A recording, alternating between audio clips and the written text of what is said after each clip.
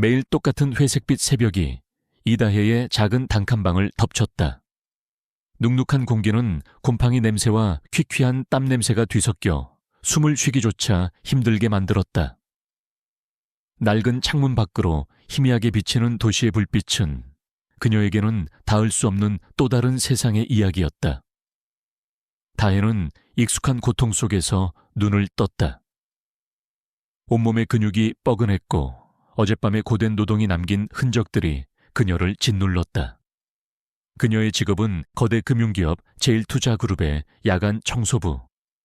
모두가 잠든 시간 그들이 남기고 간 흔적들을 치우며 겨우 하루를 버텨내는 것이 그녀의 삶이었다. 다혜는 고하였다. 그 흔한 가족사진 한 장 없이 보육권이라는 차가운 벽 속에서 자라났고 성인이 되자마자 세상의 거친 파도에 그대로 내던져졌다. 그녀는 누구에게도 기댈 곳 없이 오직 자신의 두 발로 서야 했다. 가족이라는 따뜻한 울타리가 없었기에 세상은 언제나 그녀에게 가혹했다. 제일투자그룹의 사원들은 다혜를 보이지 않는 존재 취급했다. 그들의 눈에 그녀는 그저 건물의 더러움을 닦아내는 도구에 불과했다. 복도에서 마주쳐도 눈길 한 번 주지 않았고 가끔씩은 마치 벌레를 보듯 경멸 어린 시선으로 쳐다보기도 했다. 그 중에서도 제일 가혹했던 것은 3층 청소관리자 최민호의 태도였다. 민호는 다혜의 순종적인 태도를 악용하여 그녀에게 온갖 자비를 떠넘겼고 매번 그의 기분이 상할 때마다 다혜의 청소구역을 트집 잡아 재작업을 시켰다. 그의 입에서 나오는 말들은 가시돋친 칼날처럼 다혜의 마음을 난도질했다. 그녀는 그저 묵묵히 고개를 숙일 뿐이었다. 이른 새벽 다혜는 회사 로비를 마지막으로 쓸어 담고 있었다. 창문 밖으로 동이 트기 시작했고 도심의 빌딩들은 하나둘씩 불을 밝히며 새로운 하루를 맞이할 준비를 하고 있었다. 그때였다. 3층 엘리베이터에서 내려온 민호가 그녀를 발견하고는 불쾌한 표정으로 다가왔다. 야, 이다혜, 너 또 이 모양으로 해놨어. 그의 목소리가 날카롭게 로비에 울려 퍼졌다. 창틀 구석에 먼지 하나 남기지 말랬지. 내 눈에는 이게 깨끗해 보여. 그는 들고 있던 서류 뭉치로 창틀을 툭툭 치며 먼지를 털어냈다. 밤새도록 뭐 한 거야.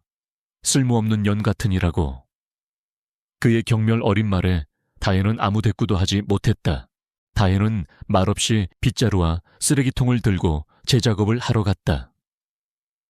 이미 퇴근 시간이 한참 지났지만 그녀에게는 항변할 권리가 없었다. 그녀는 늘 그랬듯 모든 비난을 조용히 감내했다. 민호는 비웃으며 그녀를 지나쳐갔고 다혜는 다시 땀을 흘리며 창틀의 작은 틈새까지 꼼꼼히 닦아냈다. 모든 작업을 마쳤을 때 이미 해는 중천에 떠올라 있었다. 피곤에 절어 퇴근을 준비하던 다혜의 눈에 쓰레기 분리수거장 구석에 버려진 작은 물건이 들어왔다. 누군가 버린 듯 종이 박스 안에 대충 담겨있는 그것은 오래된 청동 인형이었다. 높이 30cm 정도 되는 인형은 뚱뚱한 몸집에 온화한 미소를 짓고 있었고 한 손에는 커다란 복주머니를 들고 있었다. 인형은 곰팡이가 피어있고 여기저기 흠집이 나 있었지만 왠지 모르게 빛을 발하고 있는 것처럼 보였다. 마치 누군가 그녀에게 버리고 간 선물이 아닐까 하는 생각마저 들었다. 다혜는 잠시 망설였다. 이런 것을 줍는 것은 그녀의 평소 성격과 달랐다. 하지만 알 수 없는 끌림이 그녀의 손을 움직였다. 그녀는 주위를 두리번거렸지만 아무도 그녀를 신경 쓰지 않았다. 다혜는 조심스럽게 인형을 주워 들었다. 인형의 차가운 청동 재질이 손가락 끝에 닿자 찌릿한 전기가 통하는 듯한 기묘한 감각이 느껴졌다. 그녀는 인형을 품에 안고 재빨리 회사를 빠져나왔다. 인형을 품에 안고 낡은 지하철에 몸을 실은 다혜는 오늘따라 유난히 고단함을 느꼈다. 어깨의 통증과 함께 밀려오는 피로감에 그녀는 눈을 감았다. 하지만 손에 닿는 청동 인형의 감촉이 그녀를 깨어있게 했다. 인형은 마치 살아있는 것처럼 그녀에게 속삭이는 듯했다. 그녀의 작은 원룸으로 돌아온 다혜는 인형을 책상 위에 조심스럽게 올려놓았다. 퀴퀴한 냄새가 진동하는 방에 인형의 온화한 미소는 어울리지 않았다. 다혜는 인형을 깨끗한 물수건으로 정성스럽게 닦아냈다. 흙먼지가 씻겨나가자 청동 인형은 더욱 영롱한 빛을 발했다. 다혜는 왠지 모르게 마음이 편안해지는 것을 느꼈다. 그녀는 난생 처음으로 인형을 향해 말을 걸었다. 너는 누구니? 왜 하필 내게 온 거야? 너는 정말로 복을 가져다주는 존재일까? 그녀의 목소리는 너무나도 작았지만 왠지 모르게 공허한 방 안에 울려 퍼지는 듯했다. 인형은 아무 대답도 하지 않았지만 다혜는 더 이상 외롭지 않았다. 그녀는 인형을 바라보며 지난날의 서름과 오늘 겪은 모멸감에 대해 조용히 털어놓았다. 아무도 듣지 않을 이야기들을 누군가에게 말한다는 것만으로도 그녀의 마음은 조금이나마 가벼워졌다. 인형을 바라보며 잠이 든 다혜는 꿈속에서 빛나는 금화들이 쏟아져 내리는 환상을 보았다. 그것은 단순한 꿈이 아니었다. 다혜는 어두컴컴한 방 안에서 눈을 떴다. 새벽녘에 차가운 공기가 그녀의 뺨을 스쳤지만 그녀의 몸은 이상하리만치 개운했다.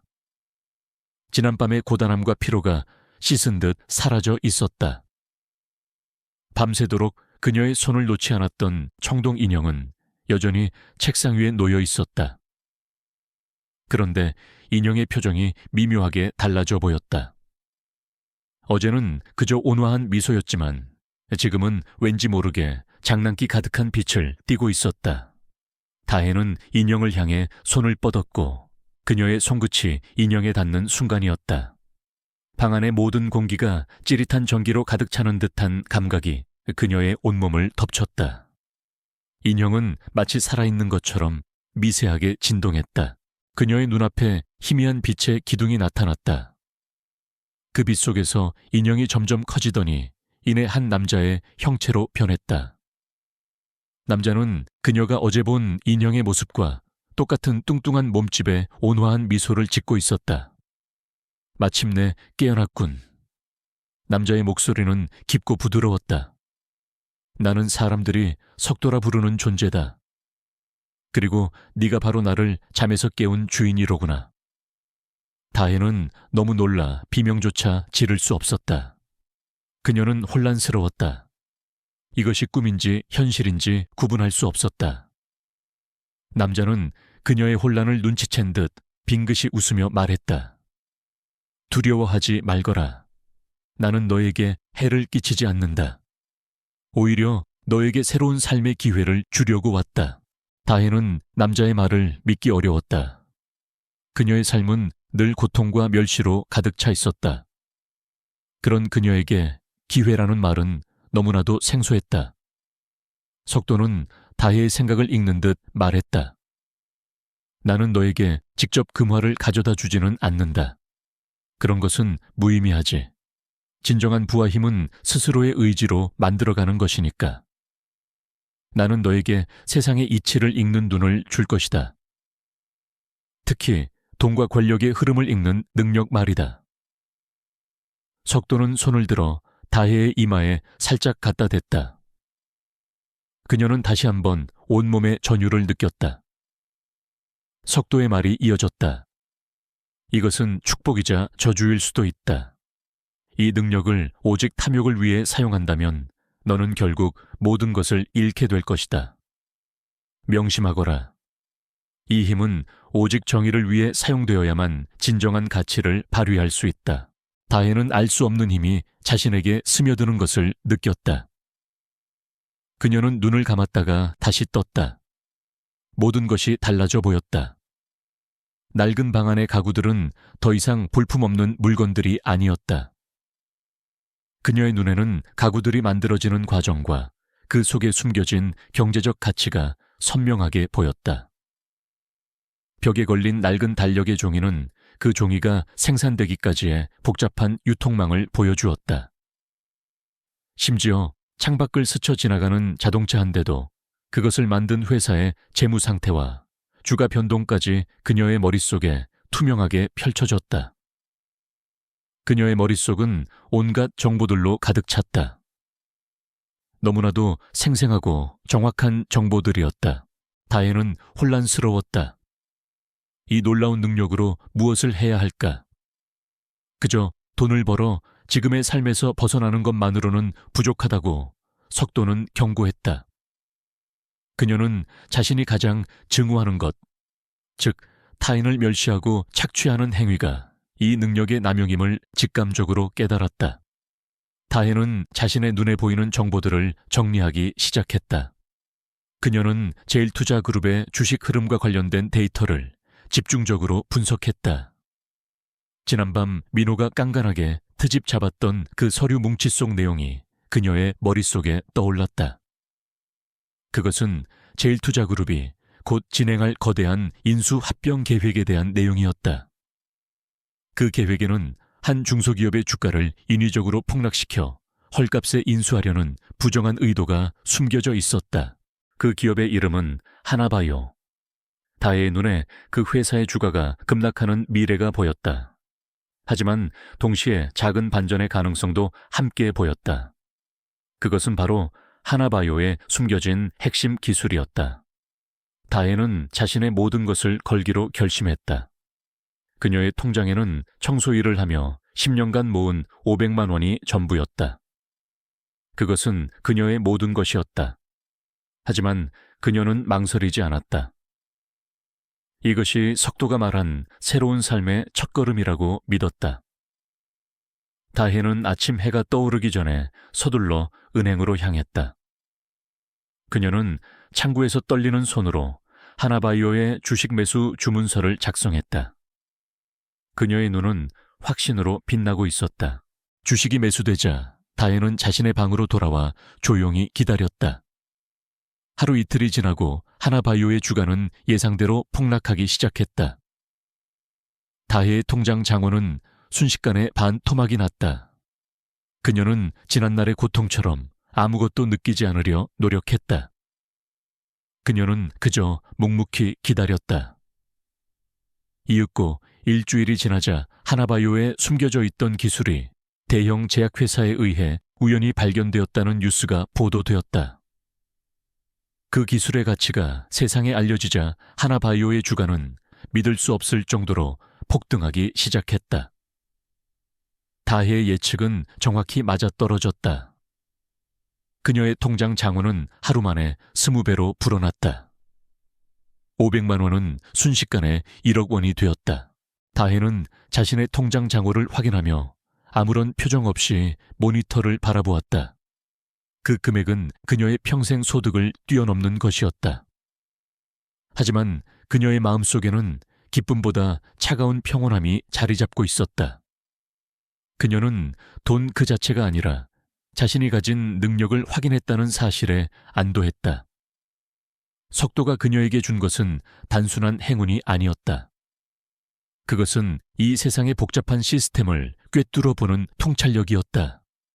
다혜는 이제 더 이상 어두운 구석에 숨어 조용히 살아가는 존재가 아니었다. 그녀는 이 능력을 이용해 자신을 멸시했던 세상에 정면으로 맞서 싸울 준비를 마쳤다. 그녀의 마음은 복수가 아니라 정의를 향한 뜨거운 열망으로 가득 찼다. 다혜는 더 이상 낡은 유니폼을 입고 복도를 쓸고 다니는 청소부가 아니었다. 그녀는 그날로 직장을 그만두었다. 그녀에게는 이 시대의 모든 것을 살 수 있는 자본이 생겼다. 하지만 다혜는 돈으로 단순히 물질적인 욕망을 채우려 하지 않았다. 석도가 그녀에게 준 능력은 그저 돈을 버는 기술이 아니었기 때문이다. 그것은 세상을 읽는 눈이었고 그녀는 그 눈을 이용해 자신을 멸시했던 세상의 시스템 속으로 뛰어들기로 결심했다. 그녀의 첫 번째 목표는 자신을 경멸했던 제일투자그룹의 임원 최민호에게 정면으로 맞서는 것이었다. 다혜는 제일투자그룹의 내부 흐름을 꿰뚫어 보았다. 그녀의 눈에 제일투자그룹은 겉으로 보기에는 견고하지만 내부적으로는 복잡한 권력 다툼과 부정부패로 얼룩져 있는 거대한 성체와 같았다. 그리고 그 중심에는 최고 권력자 최 회장과 그의 오른팔이자 다해를 괴롭혔던 민호가 있었다. 다해는 이 거대한 성체를 흔들기 위해 먼저 작은 균열부터 만들어내기로 했다. 그녀는 익명의 투자자로 자신을 위장하고 민호가 추진하고 있는 소형 건설업체 인수합병 프로젝트에 대한 정보를 수집했다. 그녀의 눈에는 이 프로젝트가 겉으로는 수익성이 높아 보이지만 사실은 민호의 사적인 이익을 위한 허위 보고서로 가득 차 있다는 것이 보였다. 며칠 후 다해는 제일투자그룹이 주최하는 투자 설명회에 참석했다. 그녀는 머리부터 발끝까지 명품으로 치장하고 전문가들이 주로 사용하는 전문 용어를 완벽하게 숙지한 채 나타났다. 그녀의 모습은 전과 완벽하게 달라져 누구도 그녀를 알아볼 수 없었다. 그녀는 투자자들이 모여있는 로비에서 민호의 눈에 띌 만한 행동을 의도적으로 했다. 민호는 자신에게 다가와 말을 거는 다해를 보고 잠시 의아한 표정을 지었다. 그는 다해의 겉모습에 속아 그녀가 거물급 투자자라고 착각했다. 그는 거만한 미소를 지으며 다해의 말을 경청했다. 다해는 완벽한 발음과 유창한 전문 용어로 질문을 던졌다. 귀사가 추진하고 있는 서광건설의 인수합병은 매우 매력적입니다. 하지만 재무보고서에 숨겨진 유동성 위험과 시장의 미래 성장성에 대한 과대평가에 대해 저는 다소 의문이 듭니다. 특히 지난 분기 서광건설의 부채 구조 조정 과정에 의도적인 회계 조작이 있었다는 소문이 돌고 있는데 이에 대해 어떻게 생각하십니까? 다해의 질문은 매우 날카로웠다. 민호는 당황했지만 내색하지 않았다. 그는 다해의 질문을 얕잡아 보며 대답했다. 그런 사소한 소문에 신경 쓸 필요 없습니다. 우리 제일투자그룹의 분석가들은 서광건설의 모든 재무 상태를 철저히 검토했습니다. 인수합병은 예정대로 진행될 것이고 성공적으로 마무리될 것입니다. 그의 목소리에는 다분히 오만함이 묻어 있었다. 다해는 민호의 오만함을 비웃으며 미소를 지었다. 그렇다면 좋습니다. 제가 서광건설에 주식 100만 주를 매수하겠습니다. 하지만 만약 귀사의 분석이 틀렸다는 것이 증명되면 저는 이 프로젝트를 철회하고 귀사를 상대로 법적 조치를 취할 것입니다. 다해의 선언에 민호는 잠시 당황했다. 그는 다해의 말이 허풍이라고 생각했지만 한편으로는 알 수 없는 불안감을 느꼈다. 다해는 더 이상 그에게 어떤 말도 하지 않고 그의 곁을 떠났다. 그녀는 민호의 머릿속에 의심의 씨앗을 심어놓은 것만으로도 충분하다고 생각했다. 그녀의 진짜 목표는 민호를 공영에 빠뜨리는 것만이 아니었다. 그녀는 더 큰 그림을 그리고 있었다. 다해는 곧바로 증권사 직원을 통해 서광건설의 주식 100만 주를 매수했다. 그리고 그녀의 예측대로 서광건설의 주가는 급등하기 시작했다. 민호는 다해의 행동에 대해 의아해했다. 그는 다해를 분석하기 시작했다. 하지만 그가 아무리 조사를 해도 다해라는 인물에 대한 어떤 정보도 찾아낼 수 없었다. 마치 하늘에서 뚝 떨어진 사람처럼 보였다. 민호는 다해가 자신을 조롱하고 있다고 생각했다. 그는 다해의 행동이 자신의 야심을 방해한다고 느꼈고 분노를 억누르지 못했다. 민호는 다해에게 직접적인 타격을 입히기 위해 자신의 모든 인맥과 자원을 동원하여 그녀의 정체를 파헤치려 했다. 하지만 다해는 이미 모든 준비를 마친 상태였다. 다해는 민호가 자신을 향해 올가미를 조여오고 있다는 것을 직감적으로 느꼈다.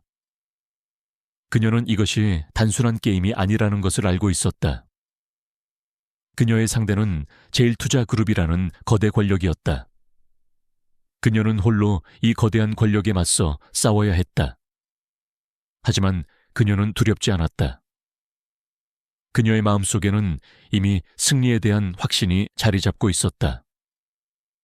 그녀는 민호가 자신을 함정에 빠뜨리기 위해 어떤 계획을 쓸지 예측했다. 민호는 그녀의 자산을 동결시키고 그녀를 금융사기 혐의로 고발할 것이 분명했다. 하지만 다혜는 이미 그 모든 것에 대비하고 있었다. 그녀의 전략은 민호의 오만함을 역이용하는 것이었다. 다혜는 자신이 파놓은 미끼에 민호가 걸려들었다는 것을 직감했다. 그녀가 제일투자그룹에서 청소부로 일할 때 얻었던 것은 비단 육체적인 고통만이 아니었다. 그녀는 그곳에서 인간의 오만함과 권력욕이 어떻게 세상을 타락시키는지 뼈저리게 목격했다. 민호는 다혜가 던진 작은 돌멩이 하나에 거대한 호수가 흔들릴 것이라고는 상상조차 하지 못했다. 그의 머릿속에는 오직 자신을 방해하는 정체불명의 투자자를 어떻게든 짓밟아야 한다는 생각뿐이었다. 다혜의 전략은 민호의 이러한 맹점을 정확히 찔렀다. 그녀는 민호가 다음 수를 둘 것을 기다리며 차분히 자신의 계획을 다듬었다. 며칠 후 민호는 제일투자그룹의 법률팀을 동원해 다혜를 금융법 위반 혐의로 고발했다. 그는 다혜가 주가 조작을 통해 부당 이득을 취했다고 주장했다. 민호는 언론 플레이를 통해 다혜를 탐욕스러운 투자자로 매도하고 그녀의 사회적 평판을 깎아내리려 했다. 동시에 그는 제일투자그룹의 최고 권력자 최 회장에게 이 사실을 보고했다. 최 회장은 민호의 보고를 듣고 흥미롭다는 듯이 옅은 미소를 지었다. 그는 수십 년간 권력의 정점에서 군림하며 수많은 사람들을 짓밟아왔다. 그의 눈에 다혜는 그저 한때는 자신들의 회사 청소부였던 하찮은 존재에 불과했다. 하지만 최 회장은 민호와는 달리 사태의 심각성을 본능적으로 감지했다. 최 회장은 민호에게 다혜의 신원을 철저히 조사하라고 명령했다. 그저 단순한 투자자가 아닐 수도 있다. 그녀의 뒤에 누가 있는지, 그녀가 어떤 배경을 가졌는지 낱낱이 파헤쳐라. 그리고 그녀가 가진 모든 것을 빼앗아라. 단 한 푼도 남기지 말고. 최 회장의 지시에 민호는 긴장하며 고개를 숙였다. 그는 최 회장의 차가운 눈빛에서 자신의 운명 또한 이 사건에 달려있음을 깨달았다. 민호는 다혜를 향한 복수심을 불태웠다. 그는 사설 탐정을 고용하여 다혜의 과거를 샅샅이 뒤졌다. 하지만 그가 찾아낸 것은 다혜가 보육원에서 자라났고 10년 넘게 청소부로 일했다는 초라한 사실뿐이었다. 그는 다혜의 능력에 대한 어떤 실마리도 찾을 수 없었다. 한편 다혜는 민호의 방역을 예상하고 있었다. 그녀의 눈에는 민호와 최 회장의 모든 행동이 투명하게 보였다. 그녀는 제일투자그룹의 복잡한 금융거래 네트워크를 분석하기 시작했다. 그녀는 그들의 거래 속에 숨겨진 부정한 돈의 흐름을 쫓았다. 다혜의 눈에는 제일투자그룹이 서강건설을 인수하려 했던 진짜 이유가 보였다. 그것은 단순한 투자 목적이 아니었다. 제일투자그룹은 서강건설을 통해 글로벌 에너지 코프라는 거대 해외 기업의 자금을 불법적으로 세탁하고 있었다. 그들은 이 자금을 통해 정치인들에게 로비를 하고 자신들의 권력을 더욱 공고히 하려 했다. 다혜는 이 모든 것이 거대한 권력의 사슬로 얽혀 있음을 깨달았다. 다혜는 이 거대한 사슬을 끊어낼 방법을 찾기 위해 잠시 석도에게 의지했다.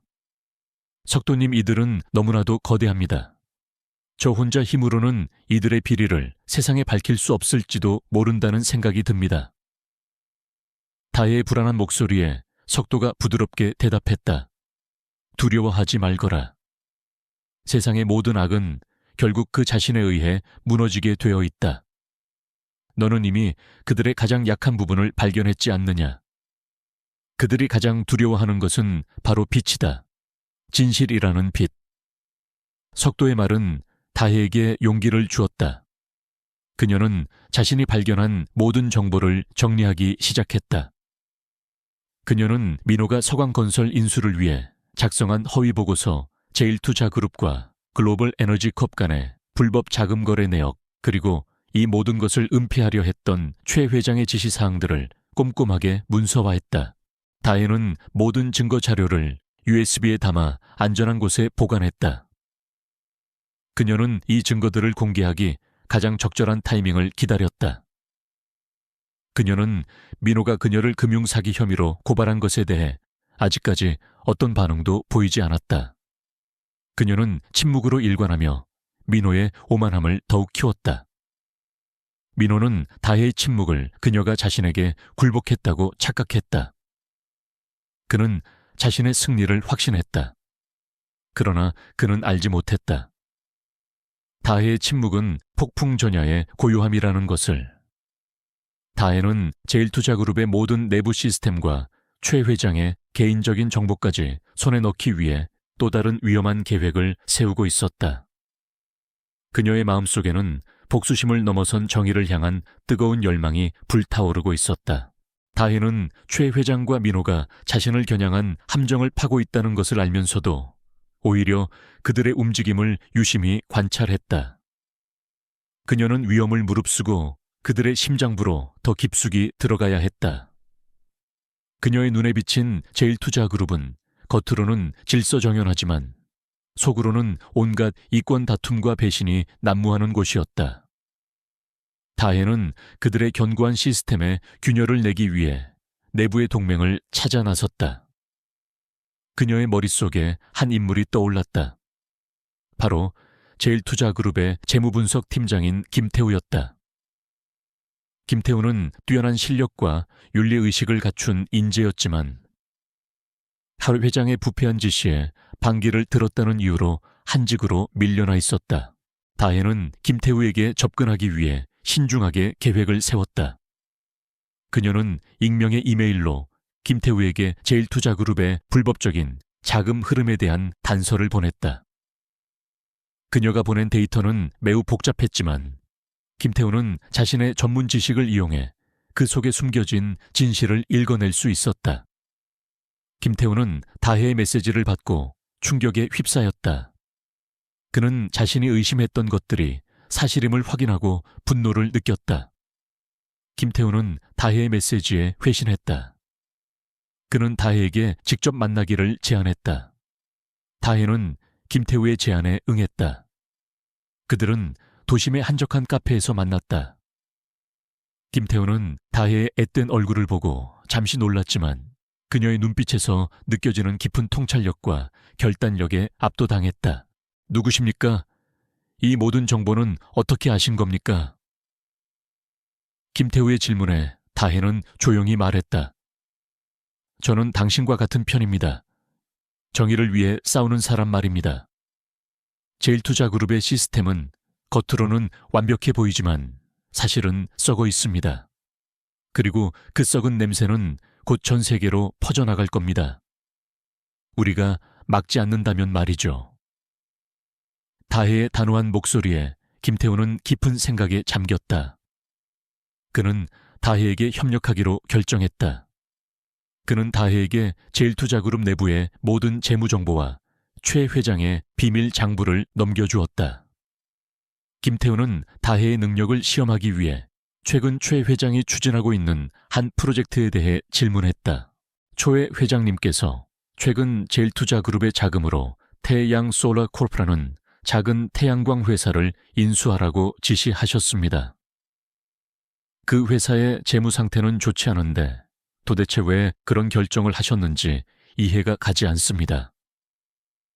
김태우의 질문에 다혜는 잠시 눈을 감고 생각에 잠겼다.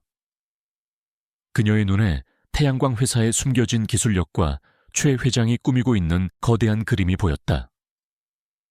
그 회사는 겉으로는 볼품없어 보이지만 사실은 차세대 태양광 기술의 핵심 특허를 보유하고 있습니다.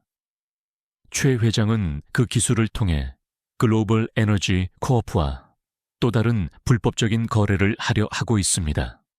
그들은 이 특허를 미끼로 삼아 국제적인 자금 세탁 통로를 만들 계획입니다.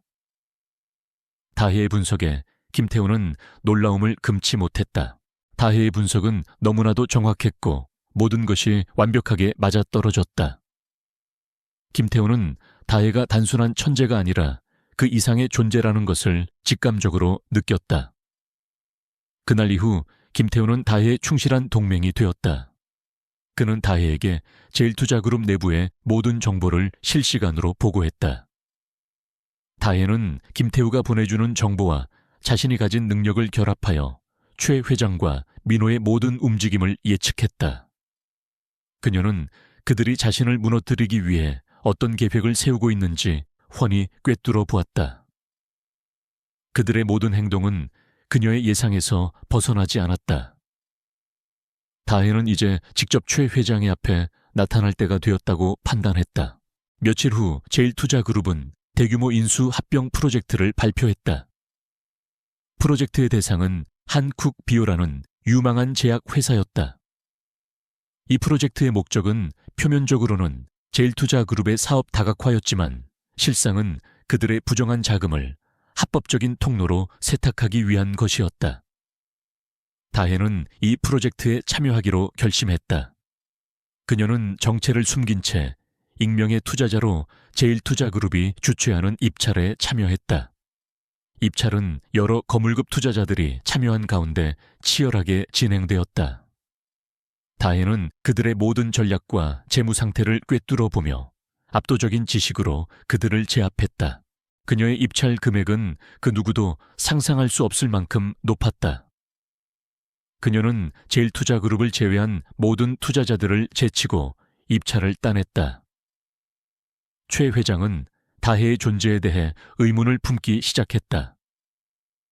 그는 이 모든 것이 우연이 아니라고 직감했다. 그는 민호에게 다혜의 정체를 다시 한번 철저히 조사하라고 명령했다. 민호는 다혜의 정체를 밝히기 위해 자신의 모든 것을 걸었다. 그는 다혜의 흔적을 쫓았지만 그녀는 이미 모든 증거를 완벽하게 지운 뒤였다. 다혜는 그저 미소를 지으며 자신의 계획이 완벽하게 실행되고 있다는 것을 확인했다. 그녀는 제일투자그룹의 심장부로 들어가 그들을 직접 상대할 준비를 마쳤다. 그녀의 마음속에는 복수심을 넘어선 정의를 향한 뜨거운 열망이 불타오르고 있었다. 다혜는 자신이 제일투자그룹의 이사회에 공식적으로 입성하는 순간을 기다렸다. 그녀는 그들이 가장 자만하고 방심할 때 최후의 일격을 가할 계획이었다. 최 회장은 여전히 다혜의 정체를 파악하지 못하고 있었지만 그녀의 뛰어난 능력과 과감한 투기 방식에 경계심을 품고 있었다. 그는 민호에게 다혜를 반드시 덫에 빠뜨리라고 지시했다. 민호는 최 회장의 명령에 따라 다혜가 입찰에 성공한 한쿡비오 프로젝트를 역이용하기로 했다. 그는 제일투자그룹의 모든 역량을 동원하여 한쿡비오의 재무 상태를 의도적으로 흔들기 시작했다. 그는 언론을 통해 한쿡비오의 신약 개발 실패 가능성을 흘렸고 가짜 뉴스를 퍼뜨려 투자자들의 신뢰를 떨어뜨렸다. 다혜의 눈에는 민호의 모든 움직임이 투명하게 보였다. 그녀는 민호가 이 프로젝트를 통해 자신에게 거액의 손실을 입히고 그녀의 투자자로서의 명성을 짓밟으려 한다는 것을 알고 있었다. 그러나 다혜는 겉으로는 아무런 대응도 하지 않았다. 그녀는 김태우와 함께 민호의 전략을 분석하며 오히려 그들의 움직임을 유도했다. 그녀는 민호의 허점을 이용해 그들이 더욱 깊은 함정에 빠지도록 유도했다.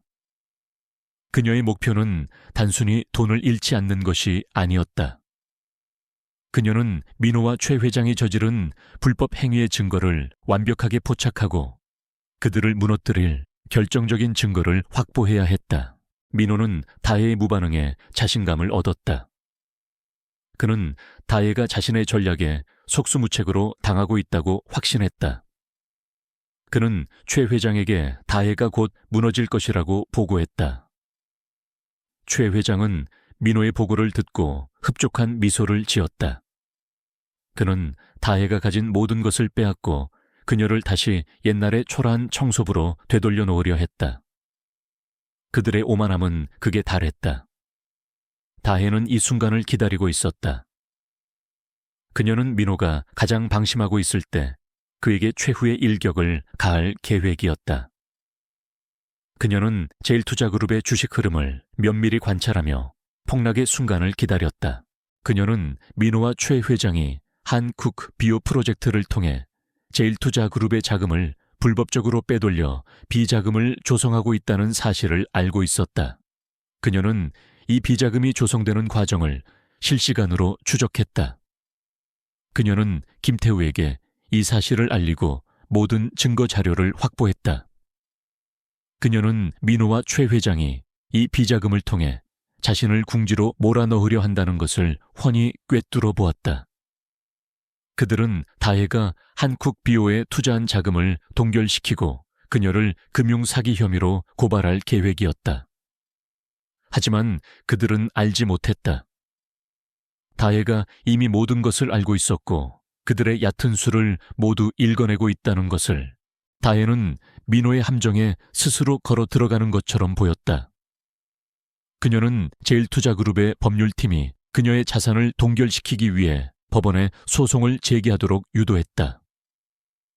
그녀는 그들의 모든 행동을 예측했다. 민호는 다혜의 자산이 동결되자 그녀가 모든 것을 잃었다고 확신했다. 그는 다혜를 향한 승리감에 젖어 기쁨을 만끽했다.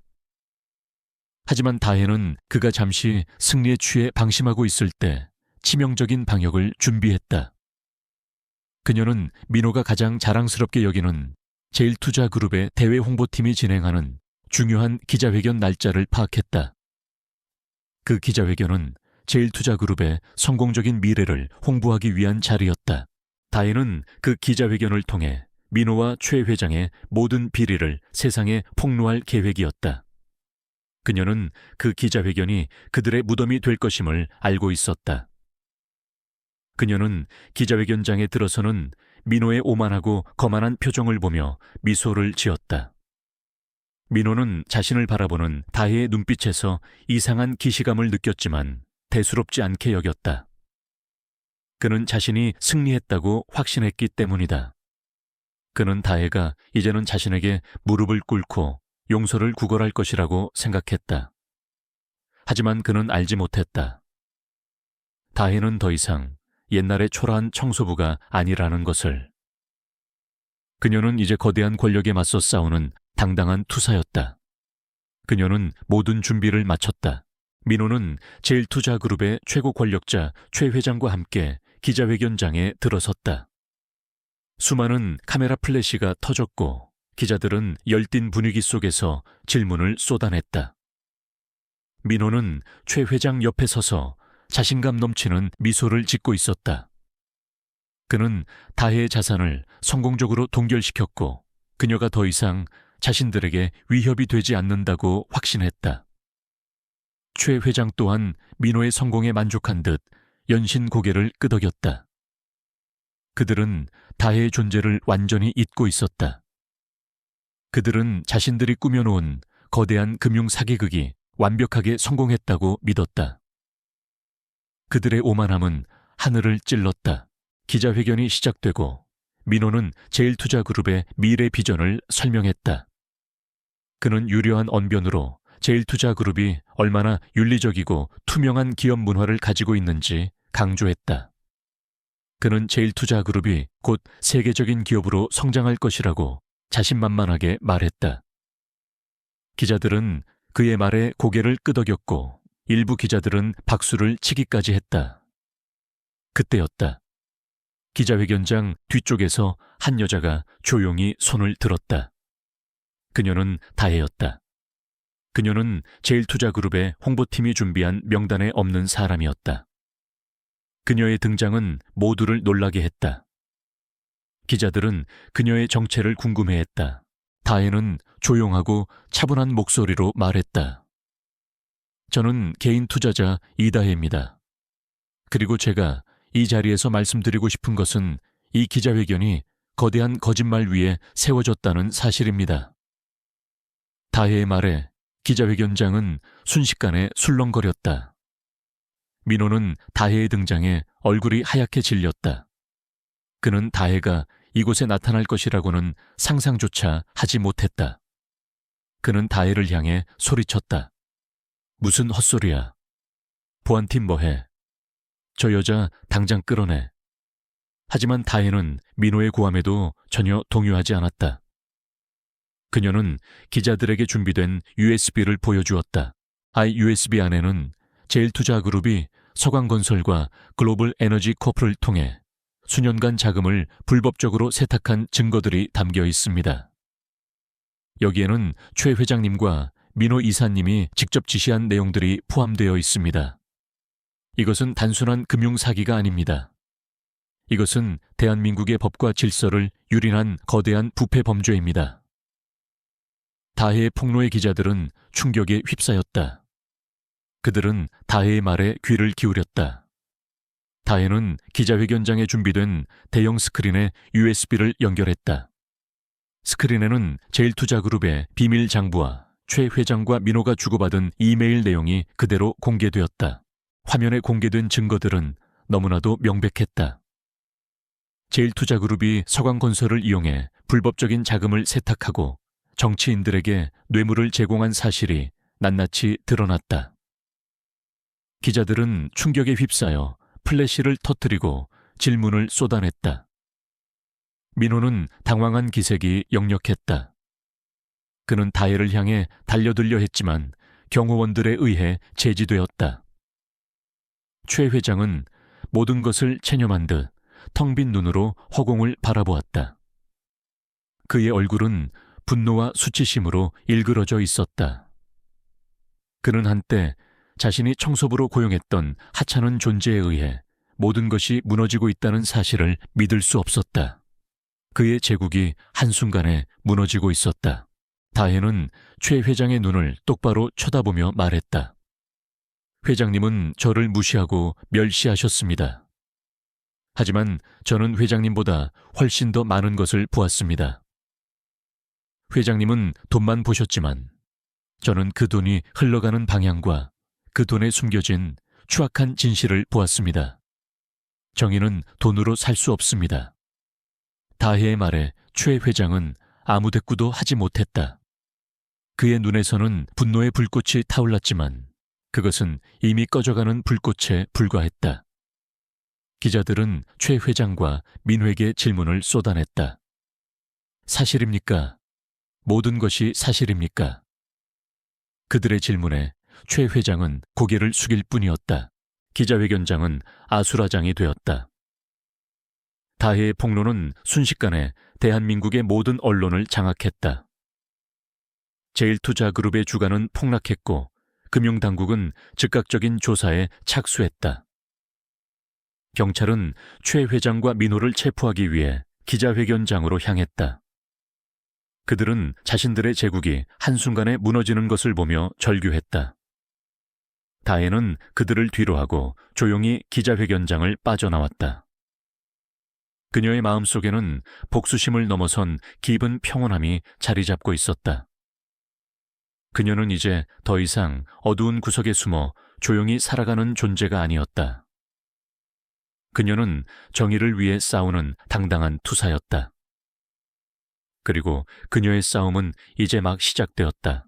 민호는 경찰에 체포되어 끌려나갔고 최 회장은 기자회견장에서 그대로 쓰러졌다. 그의 거대한 제국은 한순간에 모래성처럼 무너졌다. 다혜의 폭로는 전 세계로 퍼져나갔고 제일투자그룹은 하루아침에 부패의 상징이 되었다.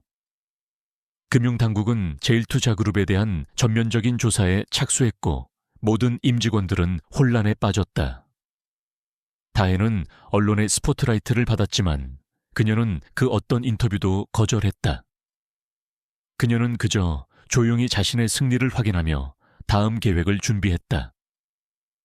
그녀는 최 회장과 민호가 감옥에 갇히는 것을 보는 것만으로는 만족하지 않았다. 그녀의 궁극적인 목표는 그들이 만든 부패한 시스템 자체를 무너뜨리는 것이었다. 며칠 후 제일투자그룹의 이사회는 최 회장의 해임을 공식적으로 발표했다. 그의 자리를 놓고 여러 임원들이 치열한 권력 다툼을 벌였다. 그들은 다해의 존재를 잊은 채 자신들이 다음 권력자가 될 것이라고 생각했다. 그들의 눈에는 오직 권력과 욕망만이 가득했다. 다해는 이 모든 것을 지켜보며 미소를 지었다. 그녀는 그들이 가장 자만하고 방심할 때 최후의 일격을 가할 계획이었다. 그녀는 자신의 대리인을 통해 제일투자그룹의 주식 대부분을 매수했다.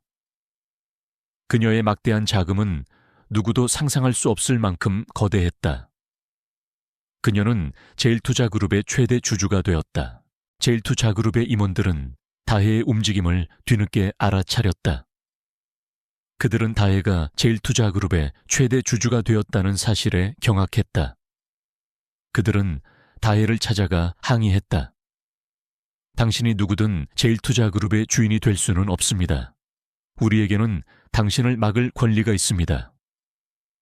그들의 목소리에는 분노와 두려움이 뒤섞여 있었다. 다해는 그들의 눈을 똑바로 쳐다보며 말했다. 나는 이다해입니다. 제일투자그룹의 옛 청소부 말입니다. 그리고 이제는 제일투자그룹의 새로운 주인입니다. 그녀의 말에 임원들은 충격에 휩싸였다. 그들은 한때 자신들이 멸시하고 무시했던 존재가 이제는 자신들의 주인이 되었다는 사실을 믿을 수 없었다. 그들의 얼굴은 공포에 질려 있었다. 임원들은 다해를 무너뜨리기 위해 온갖 수를 썼다. 그들은 그녀의 과거를 들춰내고 그녀의 능력에 대해 의문을 제기했다. 그들은 그녀를 더러운 돈으로 부를 축적한 투기꾼으로 매도했다. 그들은 그녀가 제일투자그룹의 이미지를 실추시켰다고 주장했다. 하지만 다해는 그들의 공격에도 전혀 동요하지 않았다. 그녀는 그들이 하는 모든 말을 예측하고 있었다. 그녀는 그들이 자신을 비난할수록 그들의 추악한 본성이 더욱 드러날 것이라고 생각했다. 그녀는 이 모든 것을 최 회장과 민호의 재판에 활용할 계획이었다. 그녀는 그들이 저지른 모든 부패와 비리를 낱낱이 밝혀낼 증거를 가지고 있었다. 마침내 최 회장과 민호의 재판이 시작되었다. 법정은 기자들로 가득 찼고 재판은 전 국민의 관심사였다. 검찰은 최 회장과 민호의 모든 혐의를 입증할 증거를 제시했다. 하지만 최 회장과 민호는 자신들의 혐의를 부인하며 다해의 증거가 조작된 것이라고 주장했다.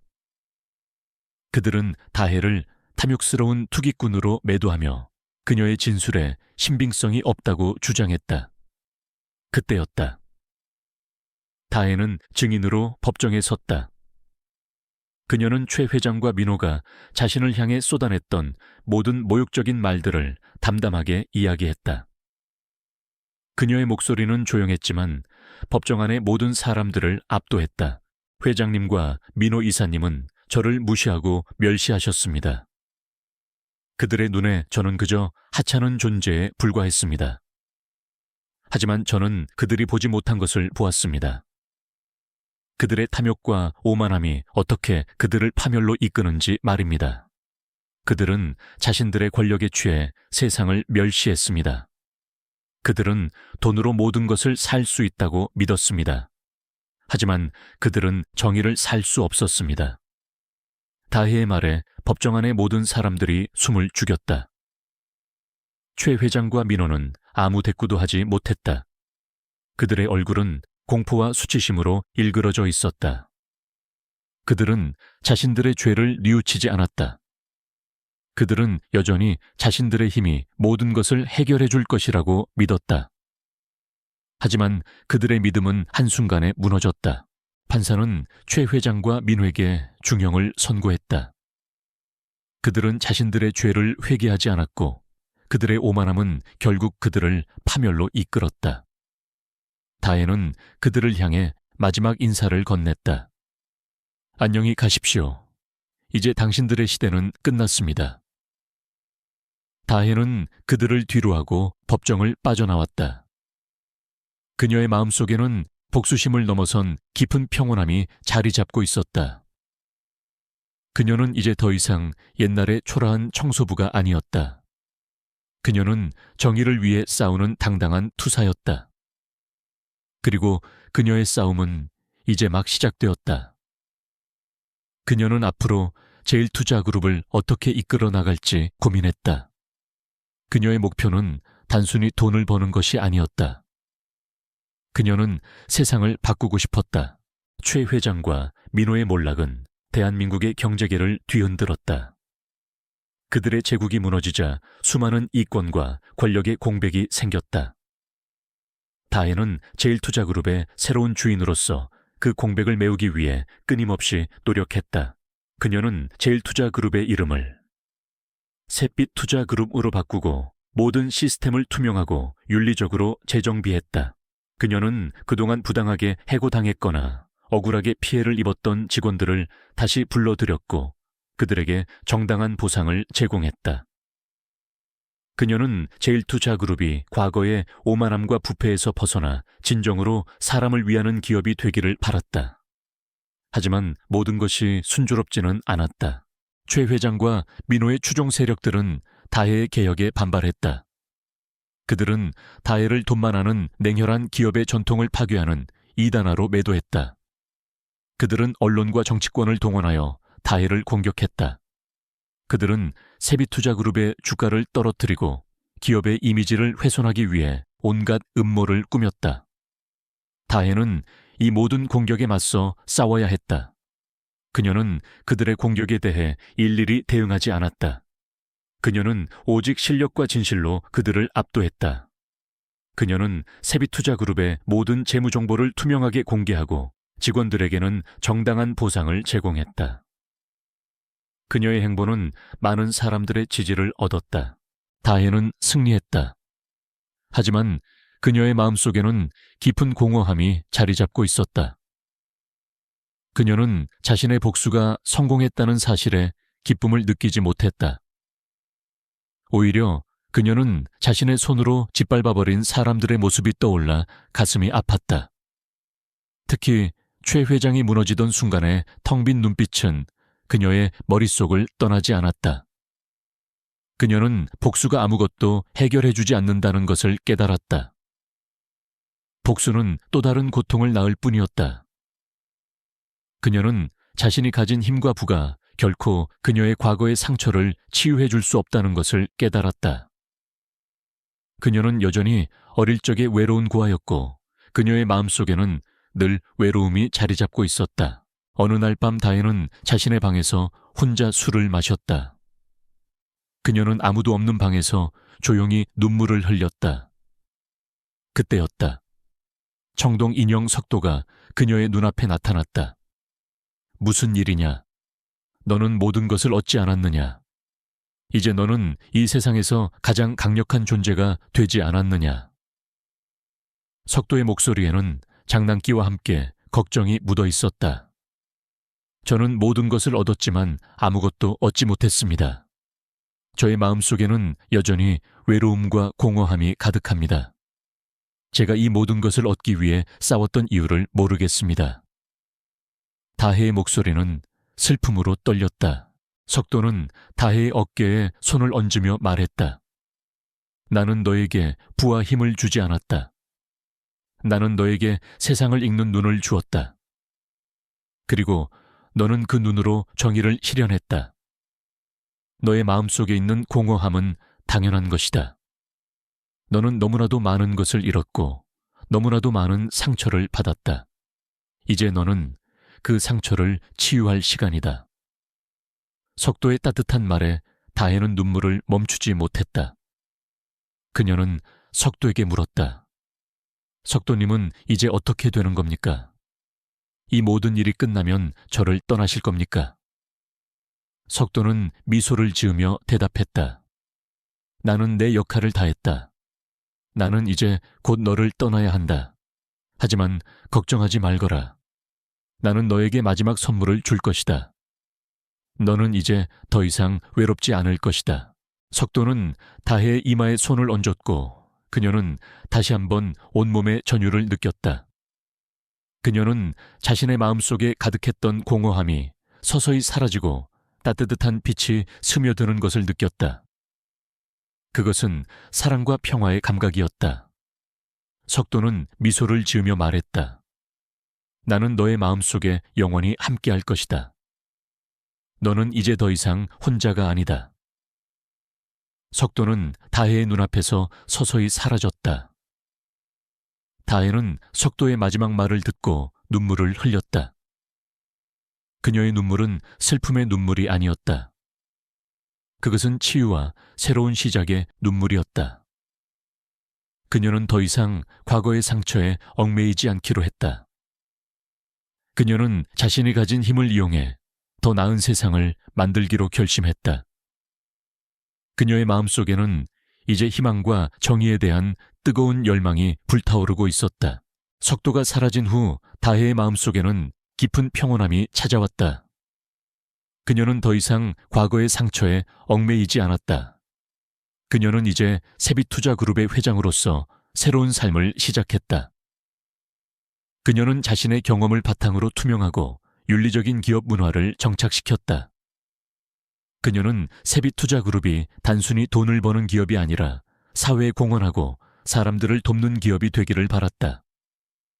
그녀는 제1투자그룹 시절 억울하게 해고당했거나 피해를 입었던 직원들을 찾아내 정당한 보상을 제공했다.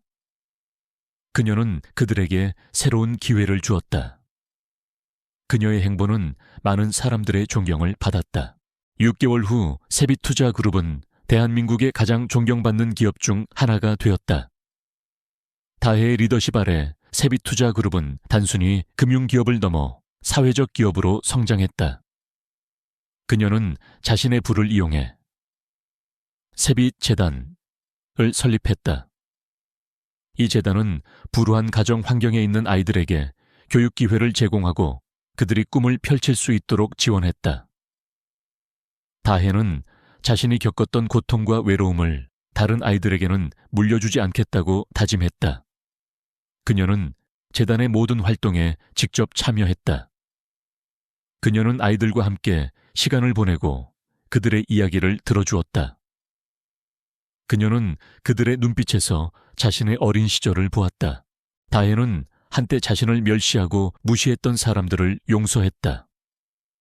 그녀는 최 회장과 민호가 감옥에서 뉘우치고 있다는 소식을 들었다.